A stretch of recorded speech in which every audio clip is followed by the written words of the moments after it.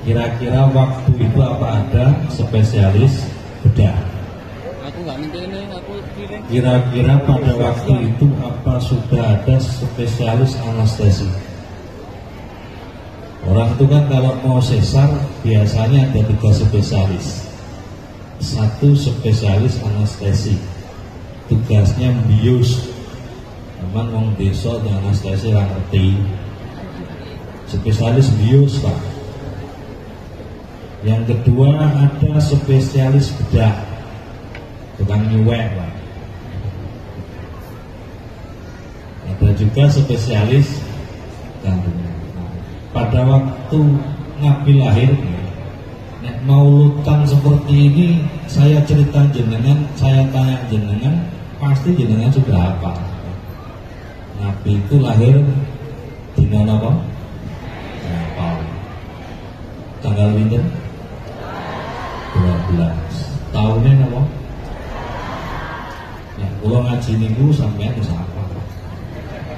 Kula ngaji sing kira-kira sampean nggak ngerti.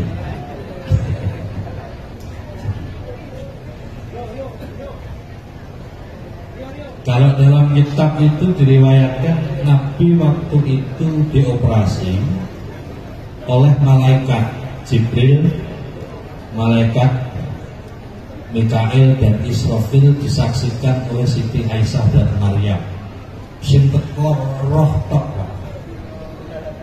sing ngisar iki malah barang halus. Ceritanya apa? Kejadian ini ketika disampaikan pada waktu itu, semua orang bilangnya impossible, tak mungkin. Ada lagi kalau kita baca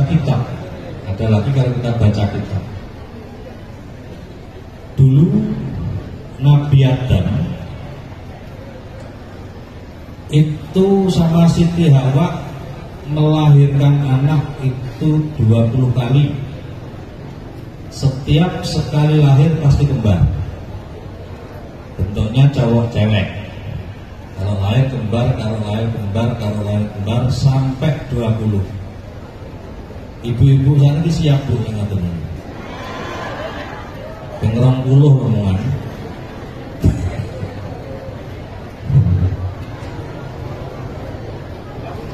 Ketika sudah 20 kali, Nabi Adam sama Siti Hawa itu debat, adu argumen. Sebetulnya yang jadi anak itu bibitku apa bibitmu Bu? Siti Hawa ya bibitku lah, kong di dalam perutku 9 bulan. Nabi Adam juga terima, ya enggak lah, kong sing tajuk we aku. Debat. Akhirnya oleh Allah, Nabi Adam sama Siti Hawa itu disuruh mengeluarkan bibitnya masing-masing, kemudian dikasih dalam gentong, kemudian diletakkan di bukit. Ini keterangan ada dalam kitab Qisasul Anbiya. Sama nggak ketubuh ya? Lo maca niku langsung negatif thinking. Nabi Adam kan ngetoknya bibitnya. Caranya dia tahu Pak Ayo. Dia Pak ngetoknya dewe bibitnya. Pripun Bu ngetoknya bibitnya dewe. Ya kan ngetoknya bibitnya dewe. Caranya dia. Nggak guyu loh tapi ya. Pikir-pikir unik. Akhirnya bibitnya itu yang jadi gentongnya Nabi Adam. Dan itulah mulai saat itu pemahaman bahwa anak itu memang bibitnya orang laki-laki. Ibu itu cetakannya tok. Tapi cetakan itu mampu mempengaruhi 70%. Anak itu hampir 70% ya cetakannya. Kalau jenengan bikin apem, niku adonannya kayak bapak ini. Baru cetakannya yang jenengan, apakah bentuknya bintang atau oval atau bunder, nah itu sampean. Nah, engko lek apeme kurang wedi, apa kurang gurih, kuwi bibite. Misalnya anak belajar kok cemoy ndak omong.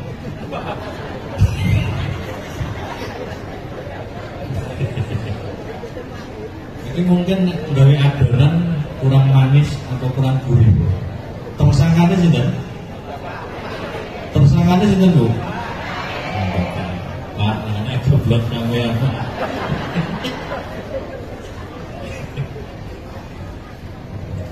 Jadilah nabi, kemudian diberi nama Nabi Sis. Dari Nabi Sis inilah keturunan ke bawah nabi-nabi lagi. Ada yang unik lagi, peristiwa kehamilan Siti Maryam karena hamil tanpa ayah. Walaupun saat ini sudah banyak ya Siti Maryam di kampung-kampung.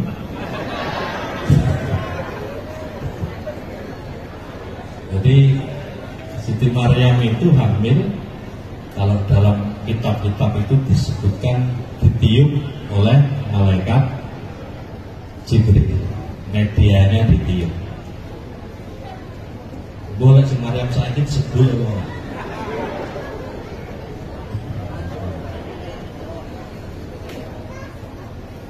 Cerita-cerita yang saya sampaikan ini kan kalau dikaitkan dengan masa waktu itu memang impossible Pak. Buatan mungkin mengalat urung enek. Karena alat waktu itu belum ada. Tapi ketika ditarik cerita saya itu, ketika menjadi zaman saat ini, semua menjadi kenyataan. Sekarang ada bayi tabung, dulu bentuknya gentong, Nabisis.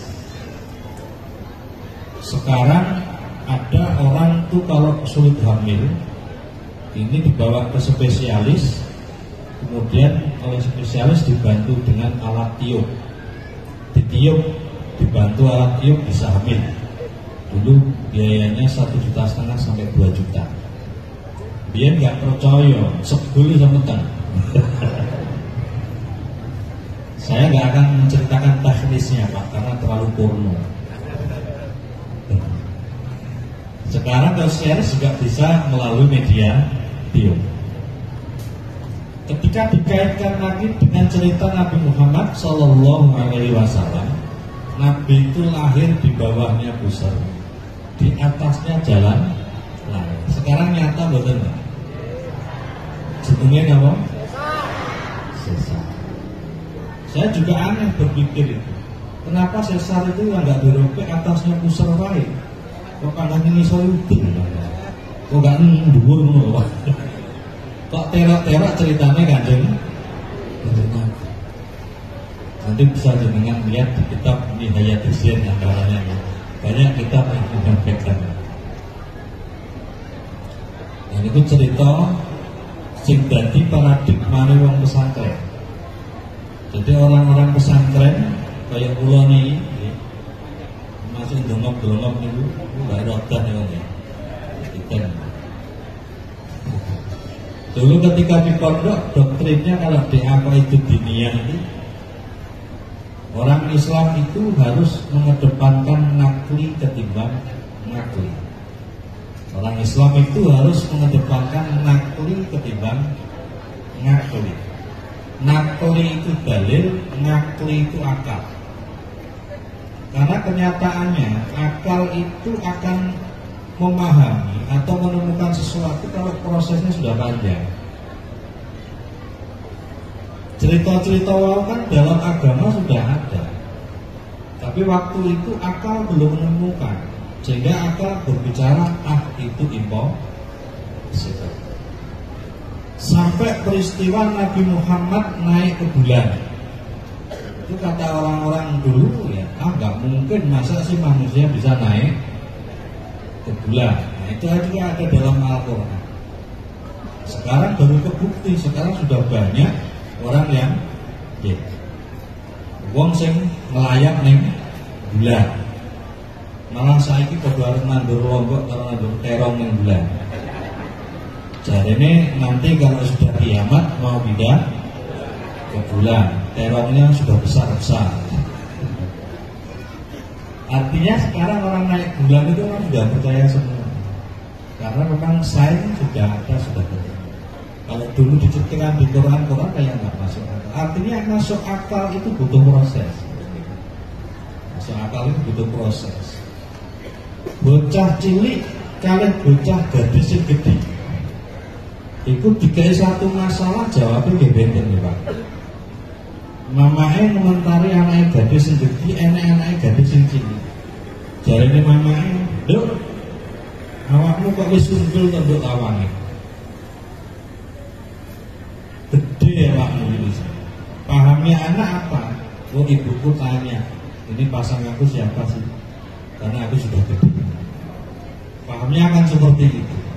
Terus dia cowok nggak ada, udah dilamar kok. Lawannya juta ini gede.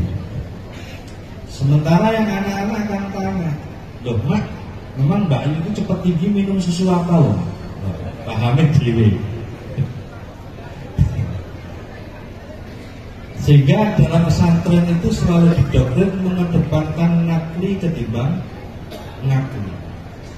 Kenapa? Karena akal itu kan sifatnya parsial.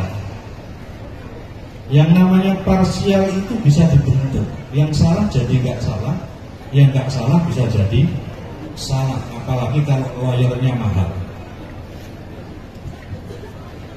Akal itu kekurangannya bisa dibentuk, bisa gawe akalan. Yang kedua, akal itu kan tugasnya memanipulasi. Di antaranya akal kita itu sering memanipulasi dirinya sendiri, sehingga akal itu tidak dikedepankan dalam pemahaman Maturidiyah Asy'ariyah dalam sebuah akidah. Yang pesantren itu di sini dalil ketimbang akal. Kadang akalnya urung. Masalah waris loh Pak. Waris itu pakai hengkel-hengkelan, ya lanang untuk loro, wedok untuk sitok. Ya debat sampai sekarang nggak selesai. Nah ini sing logika nih, kenapa laki-laki dapat dua? Ya karena laki-laki itu hidupnya nggak boros. Jadi jatahnya belum habis. Anak laki-laki itu cukup kasih kartu kolor terus bal-balan poli. Lelek wedok itu boros, yang jeruannya meneng. Jadi jatahnya udah habis. Anak cewek dapat satu, cowok dapat hak terima. Nggak masuk akal. Ada argumen. Kalau laki-laki itu kan nanti jatahnya punya istri dan dia wajib menafkahi istri. Tanggungan laki-laki itu lebih besar ketimbang perempuan. Sehingga yang tanggungannya lebih banyak itu yang diberi banyak. Maka laki-laki dapat gak terima meneh. Ngeyel olah meneh. Sebetulnya Allah itu adil.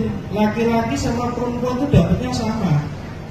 Laki-laki dapatnya 2, perempuan dapatnya 1. Tapi kan laki-laki nanti nikahin perempuan. Laki-laki dapat 2, perempuan dapat 1, berarti kan sama-sama 3. Perempuan dapat 1, nanti nikah sama laki-laki dapat 2, berarti sama-sama 3.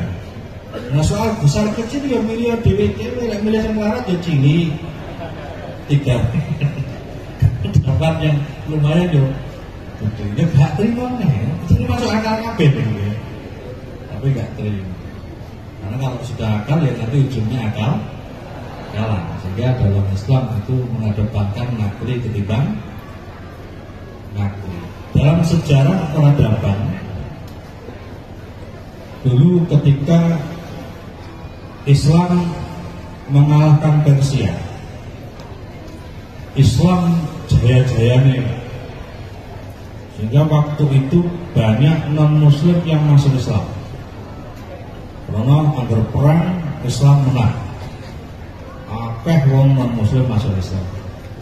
Nah sebagian non-muslim ini kan benci sama Islam.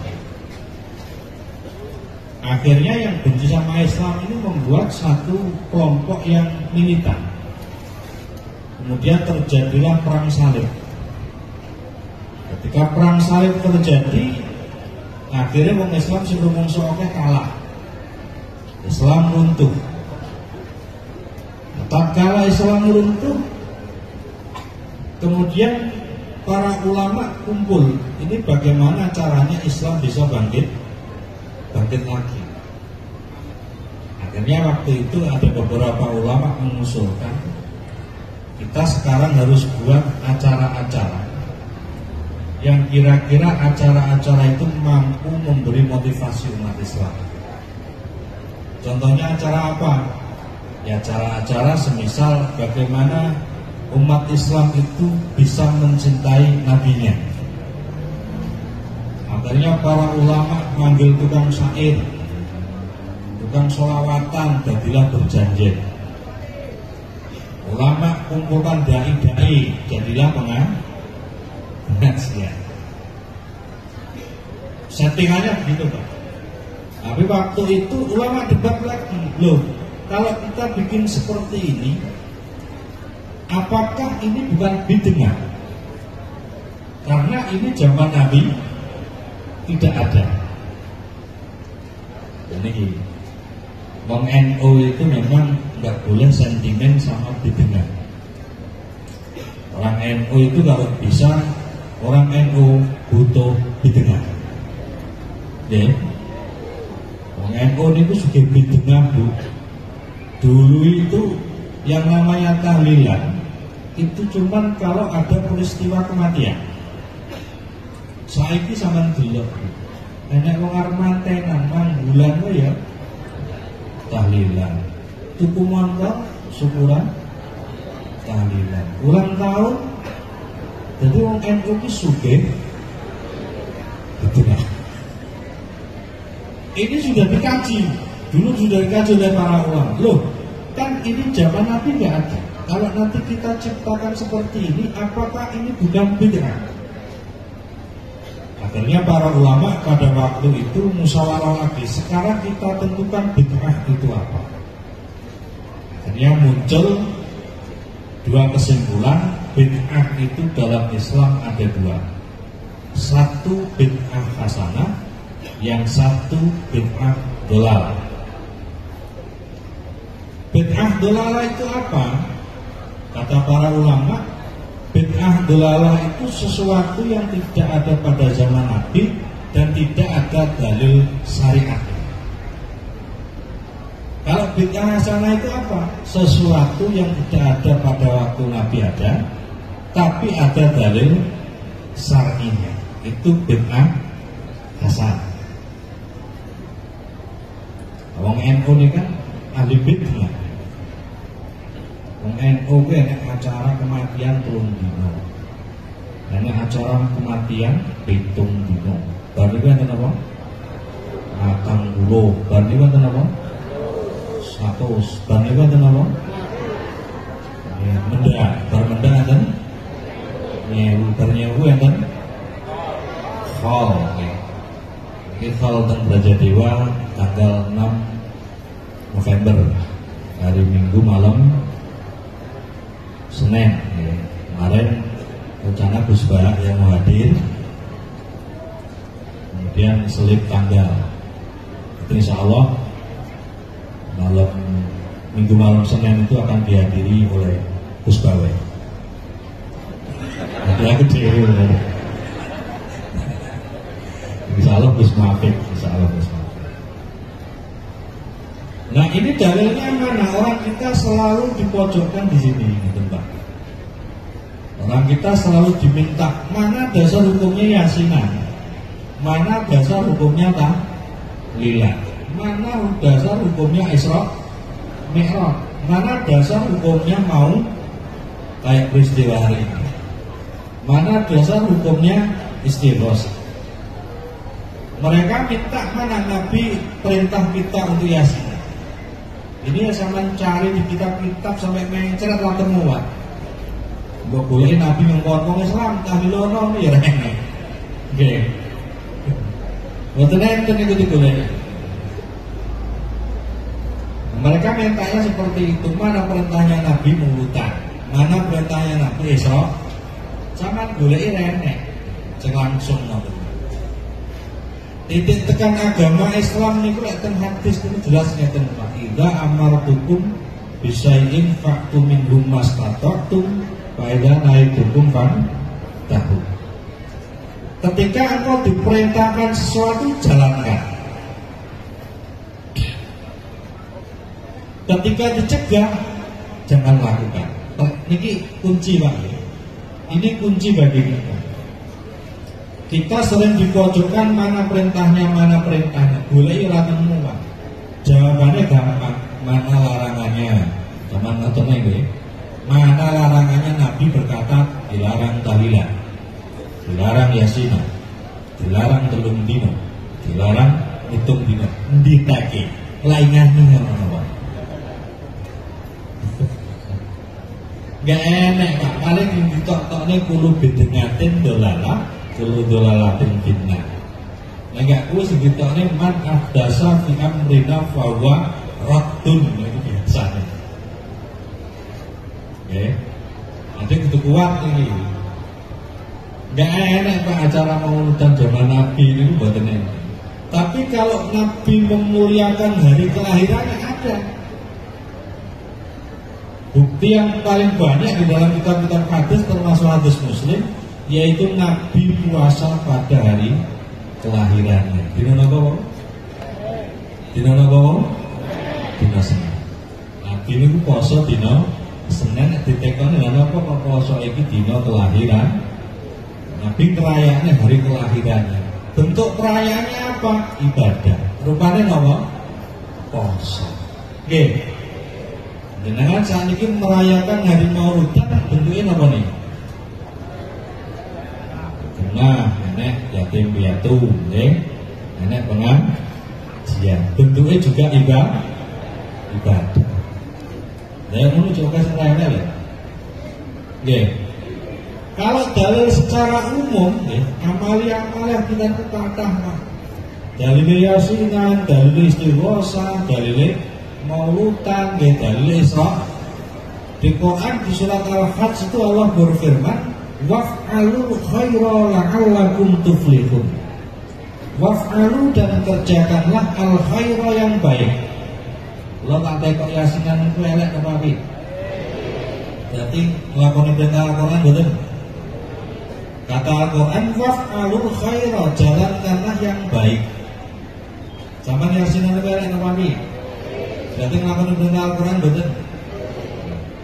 Maca Quran kan dikongkong. Nggih. Hadis Nabi jelas afdalu ibadati tilawatun Quran. Enten surat kumpul-kumpule. Misal kana minta dalika limati rabbi terusin nika wa'mal amalan sholihan. Sampai nulung dina mangkung tuwane, nulung dina anake, itu termasuk amal soleh betul. Amal soleh betul. Napa sing diwaos? Yang dibaca apa? Saya betul. Ya kok sing cerewet. Wong sampeyan ki nglakoni niku bid'ah hasanah. Karena ada dalil syar'i. Quran ini kan jelas itu wa'mal amalan sholihan wa'malu khairan. Takah Quran ini. Di jenengan ampun pusing-pusing lakukan kegiatan seperti biasanya. Betul nggih? Nek wong teko nekoni sampean dalilin di sampean ndak ngerti, ya wis sampean ngomong aku petani tukang nandur pari rasah ngoyo-ngoyo soal dalil tekono Pak Yai ngono lho. Ya sampean kan harus ngerti, kowe kok ngeyel wae to. Aku iki tukang nandur pari, pacul dasmu kowe. Gak iso dalil iso tenan. Nandur ketika Pak Yai kok anak pecek dasmu. Oke, tukang macul kan dalil nggih. Orang ditekono sebab nuzul, orang ditekono sebab urut, malah tolak-tolak dicekoh. Sekarang itu dikon Aku pokoknya manut Mbah Yai, bayi tahlilan aku ya. Tahlilan gue ora usah rewel, gak gelem wis ngono ae. Mesti ngerti sebenarnya Gusti Allah, sok hitung-hitungan karo Gusti Allah dajal. Wis foto-foto. Di paham ini lakon lah, di paham ini tak lakon. Ini paham maksud dalil tak kecok blas. Nah, Mauludan niki nek dikaitne kalih cerita ketika zaman Nabi Daud. Nabi Daud itu nanti cerita, ya Allah, nikmat yang paling kecil yang engkau berikan kepada hambamu itu nopo ya? Allah jawab, nikmat yang paling kecil itu yang kuberikan kepada hambaku adalah bernafas. Ambekan itu nikmat mungkin. Mendelok wong corona nih, sejamnya sentek 6 botol oksigen. Atau ciri-ciri ini loh, sak botol regane 120.000. Kali 6 pinten? Kali 6 pinten? 720 lho Pak, ambekan sejam Pak. Sampeyan sedina niku ambekane pinten jam? Sehari ambekane berapa jam nafasnya? 24. 720.000 kali 4 gitu. Yo akeh bapak ini saya pinter ibu-ibu. Dasar malasan. Malas gitu. Sedina iki Pak ambekan tok 12 juta. Sampai untuk subsidi ke Gusti Allah 12 juta. Sampai untuk subsidi BLT bingung bertelung ngatos. Sampai untuk subsidi Gusti Allah 12. Napa pengen nambahane bayar? Niku kata Allah, nikmat terkecil itu nafas. Mulanya ada yang bukan jarang bersyukur tapi. Nggih. Sama nanti sujud syukur kono iso ambekan. Nah, kan akhlake.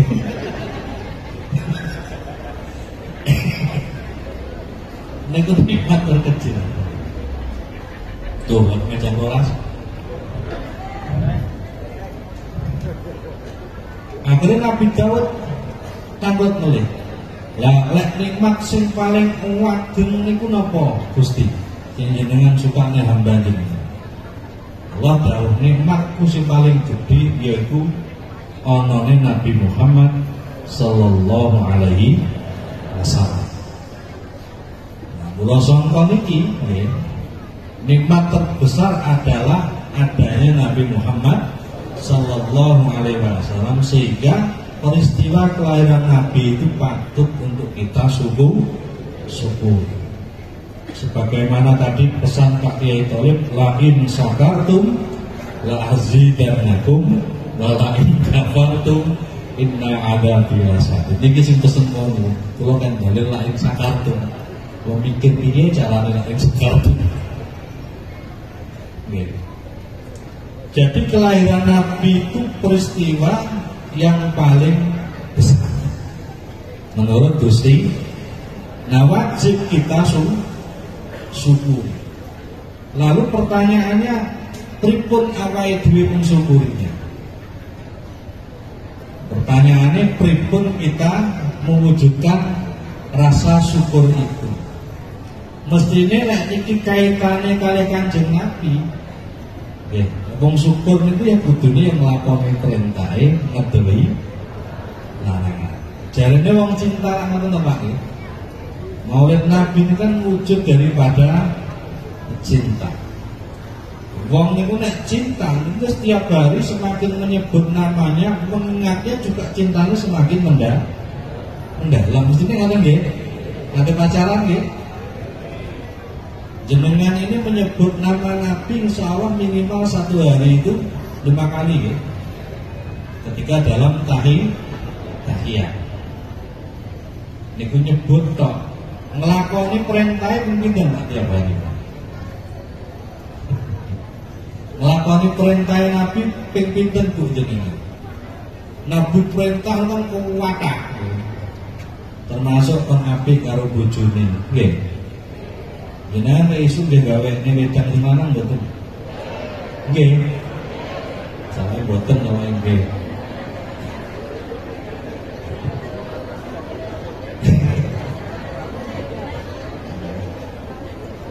Sing jenenge nglakoni perintah niku memang dasare nggih abot nggih. Nglakoni perintah niku abot, karena wong diperintah niku mesti wong ngisor. Sing perintah niku mesti wong dhuwur. Nah, dhewe kabeh niki kabeh kan statusnya wong ngisor. Nggih. Manusia itu statusnya kan kalau menurut Gusti Allah ya manusia itu rendahan semua. Di Al-Quran itu manusia dijadikan dhaifah. Manusia itu lemah. Bahkan di Al-Quran juga disampaikan manusia itu jahulah. Manusia itu bodoh. Itu istilah Al-Quran ya. Jadi dalam pandangan agama, wong Islam itu lebih bener ngaku goblok ketimbang ngaku pinter. Sampainya ditekoni nyakop kipas kuwi kok munyur mesti goblok. Ya, bingung sampean. Mung kabel diputer-puter, eneng-eneng kok iso muter kene setrum. Iki piye iki? Sampai ditekoni HP itu ora nek kabel kok iso ngomong karo wong Jakarta mesti goblok sampean. Soalnya gak belajar ya. Artinya sami, Pak Yai ini nek kaya ini mesti goblok kabeh. Lah iki punya teli pentolan kaya ngene kok sing muni ngono. Iki piye coba nggih? Menurut awake dhewe boten masuk akal nggih. Tapi nyata nggih. Nggih niku kedadiane bisa lah gitu. Kadang apa sing teng bumi niki ade boten masuk akal.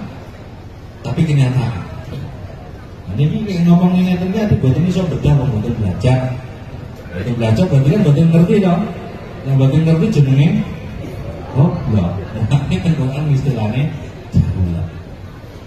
Awake diperintah, awake dhewe niki hamba. Perintahe niku kathah. Otomatis nglakoni perintah niki mboten enteng. Soale memang prinsipe sing jenenge perkara sae niku nggih kudu dipaksa. Perkara apik niku mboten bakal wujud nek mboten dipaksa. Kula yakin kula jenengan ini mboten bakal sholat tahajud, mboten maksa.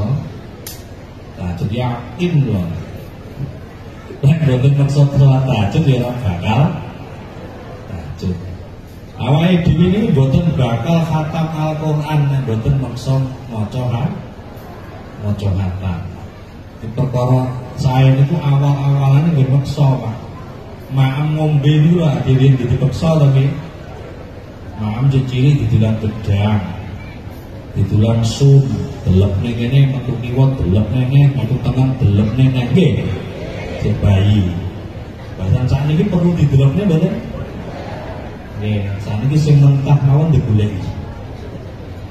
Awalan dipaksa suwi-suwi goleki dhewe. Nah ini perkara saya ngene iki. Perkara saya iki mboten bakal ana yen mboten dipaksa. Kula sering ngaos iki bojo niku wis ora gandul contoh. Jenenge bojo niku asline maksa. Wong cocok karo bojo, iki kan paling iku mantan anyar 4 bulan. Kalau wis 6 bulan munggah kadang-kadang wis pengen jejeg barang. Nggih mboten. Wong lanang turu jolak-jaluk ibu berhasil tak ora gelem mikir pengen jejeg mboten. Ayo pasti dijejekin ya. Melanang ki sami bu, duwe bujuk cerewet tapi pengen jejeg raine.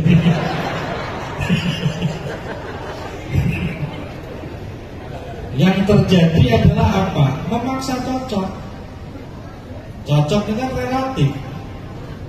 Cara Imam Syafi'i di kitab Al-Niku Al-Hissu Nisbiyun. Rasa itu relatif. Cocok niku relatif. Jadi kalau bojone dhewe ini ya paling bermata anyar cocoke. Bare wis maksa cocok. Golek ganti gampang. Besok langsung nemu. Tapi kok 4 bulan wis pengen jejeg meneh. Wis karuan sitok ku diawet-awet sampai sak matine kan temen-temen. Ini ku rumus soalnya. Suwi-suwi ya nek maksa cocok gak kerasa bisa. Seneni harus menengani, sing gitu Pak nggih. Anak muncang mancing aku atau dipancing.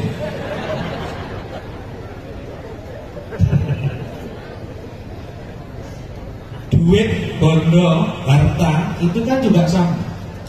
Kata Nabi, orang itu kalau dikasih 1 gunung emas, nanti pasti minta 2 gunung. Kalau dikasih 2 gunung emas, pasti minta 3 gunung. Jadi orang itu akan cukup kalau perutnya sudah diisi pasir, kata Nabi. Ini kitab Ibnu Katsir. Orang itu akan cukup kalau perutnya sudah diisi pasir. Jadi dalam agama itu orang cukup itu enggak ada. Yang ada memaksa cukup. Sehingga kata Nabi, al-qanaatu malun layang fulu. Wong nrimo ki bondo sing ora bakal entek. Dadi sak duwe-duwene dicukup cukupne. Ya wis bojone ireng wis cukup kuwi wae rasa mbok sing putih ngene ya. Bojone cendhek ya wis diterimane malah ora jinjet ning ngambung.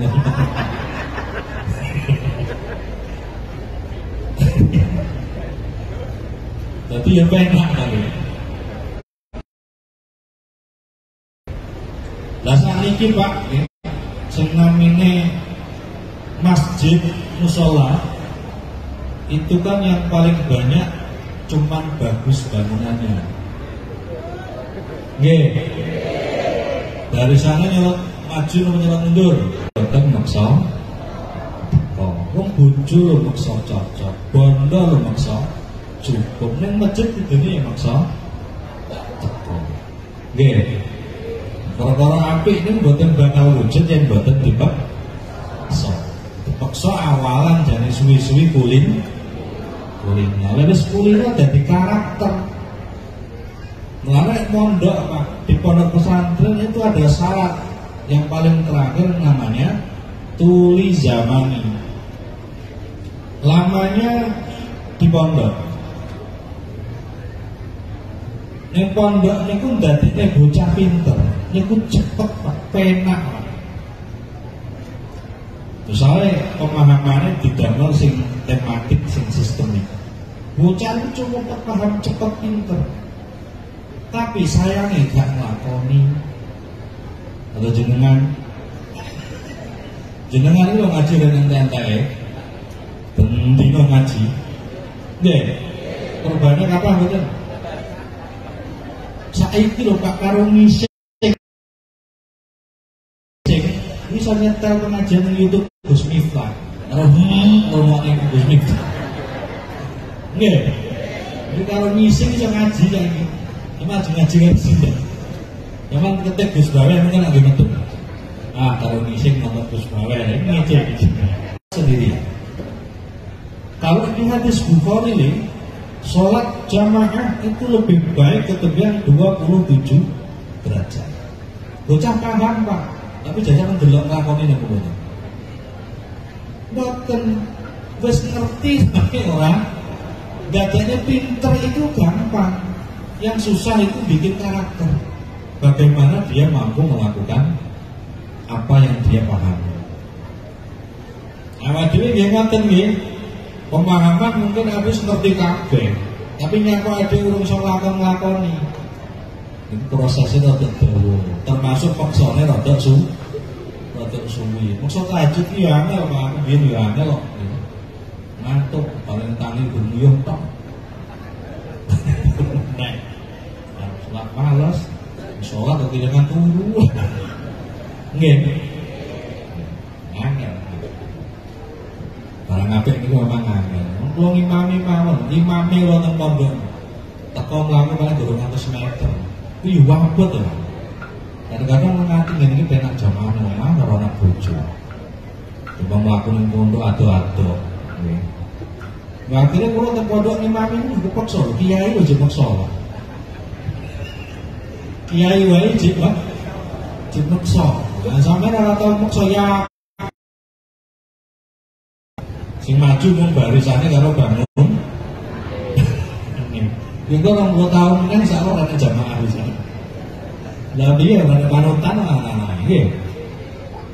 Jadi kudu maksa. Nek ini kan jenengan kan nggih maksa. Jangan ora muda. Nek sing maksa ora aneh. Perintahnya awake dhewe memperingati Maulidan ini ya. Piye carane sak keluarga dadi wong sing adem ayem. Piye sak keluarga itu dadi keluarga sing salamatan di dunia wal akhirat. Dalam Quran ku anfusakum wa kan PR berat katanya anak solehah ini PR berat ini perintahnya Kanjeng Nabi. Tapi lek awake dhewe sayang lan cinta Kanjeng Nabi niki mestine kudu dilakoni walaupun berat ya dipaksa. Engko suwi-suwi kulin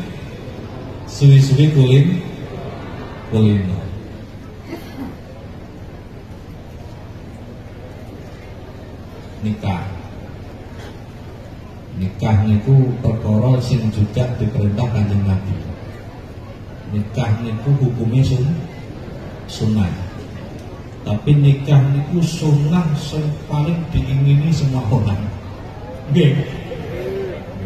Sunnah sing rata-rata nglakoni wong napa? Antarane nikah ya. Nikah niku sunnah hukum asalnya saged wajib, saged makruh, saged haram. Haram yang dibujuk nanti kakak ini ditep-ditep aku haram jenenge nggih. Hukum asalnya itu sunnah. Dikir Abdul Dzikri fa'lam annahu la ilaha illallah. Ini mungkin nanti acara bi'atani Bapak Ibu nggih kula dipundhawuhi nanti acara bi'atani. Sebetulnya orang zikir niku kan betul kudu bingung. Orang zikir itu tanpa bid'ah pahalanya sudah banyak. Karena zikir itu perintahnya banyak. Kata Allah dalam Al-Quran, ya ayyuhalladzina amanu dzkurullaha dzikran katsiran. Wahai orang-orang yang beriman, zikirlah kepada Allah sebanyak-banyaknya. Dengan Al-Quran nggih. Awake dhewe tekok, lha nyapa Gusti kok kon zikir yang banyak. Kata Allah, ala bidzikrillah tatmainnul qulub. Zikir itu bisa menenangkan hati. Ndak pejabat, ndak rakyat, ndak orang kaya, ndak orang larat kabeh pengen tenang hati ini. Allah kasih jalan diantaranya ala bidzikrillah tatmainnul qulub.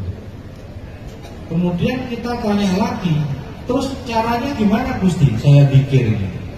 Kata Allah dalam Al-Quran, fadhkurullaha qiyaman wa qu'udan wa 'ala junubikum.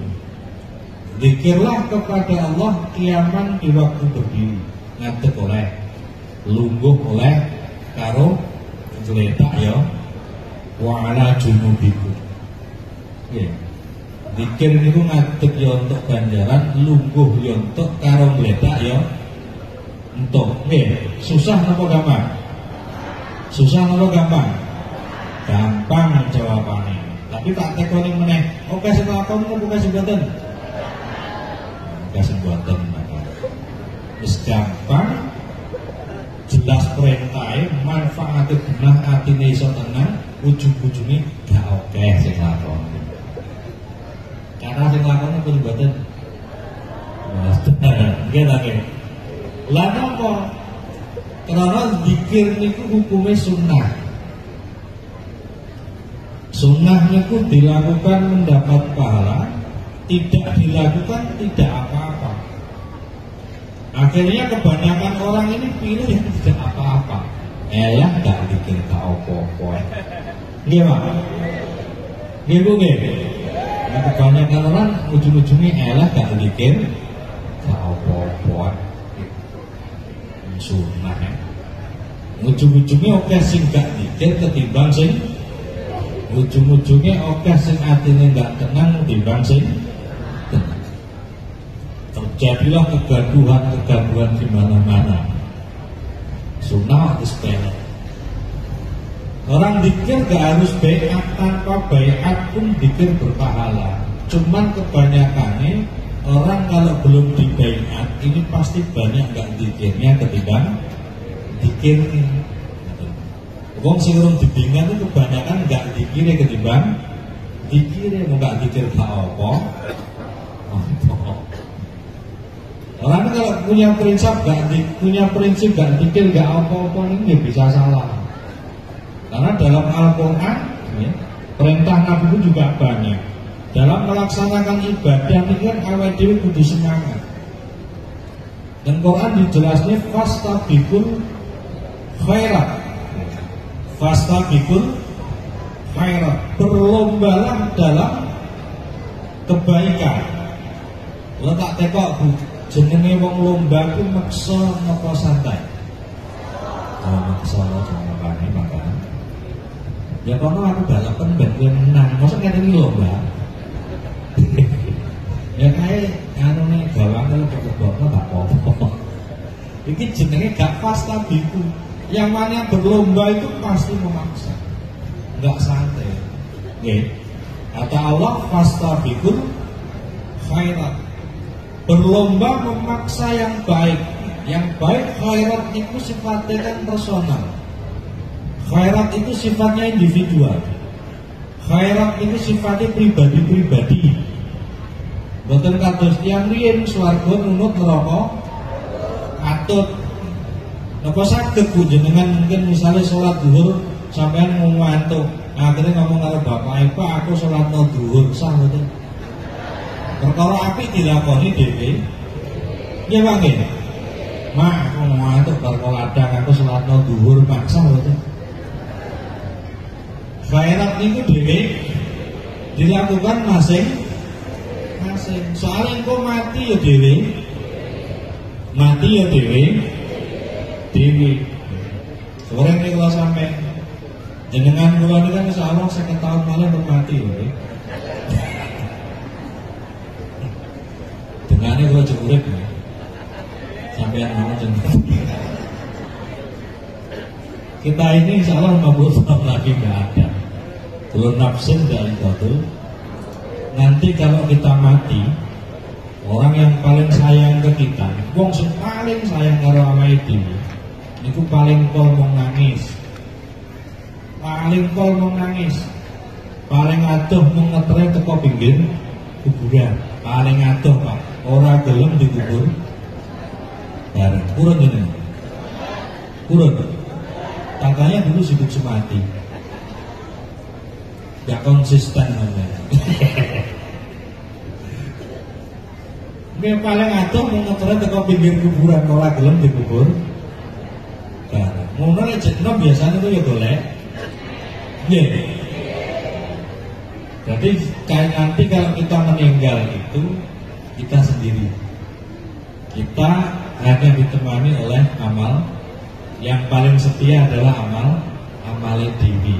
Mulanya kudu ngamal dewi aja swarga nunut neraka. Atau kita besok kembali kepada Allah masing sendiri. Nah sekarang juga harus punya amalan sendiri. Caranya memaksa wong fastabiqu. Berlomba lah. Wong lomba ku lek ya kono disuruh menang kowe aku gak. Jenenge gak lomba. Lomba ku balapan trik langsung. Cara Rosi trik ngoten nggih. Rosi niku. Maksa kudu menang. Iki jenenge fastabiqul khairat. Ngoten Pak nggih. Nah iki kalau cuplek ngoten mawon mungkin kalau lanjutkan dan pengajian dan mungkin acara malih baru dulu acara biadab ya. Mungkin nek kesuwen sampean ngantuk terus nomor 2 sampean lali. Mau pengajian lu mau. Yang ngaji ini apa? Begitu kok gur ngomel ya kan. Cewek. Setelah sekarang jenengan perkara apik itu harus dipakai. Masjidnya dikebeki, pengajiannya dikebeki, selawatannya dikebeki, caranya Fasta gitu nomak santo suwi-suwi bakal kulina. Kalau dinten ngoten mawon mugi wonten manfaate. Wa akhiri wassalamualaikum warahmatullahi wabarakatuh.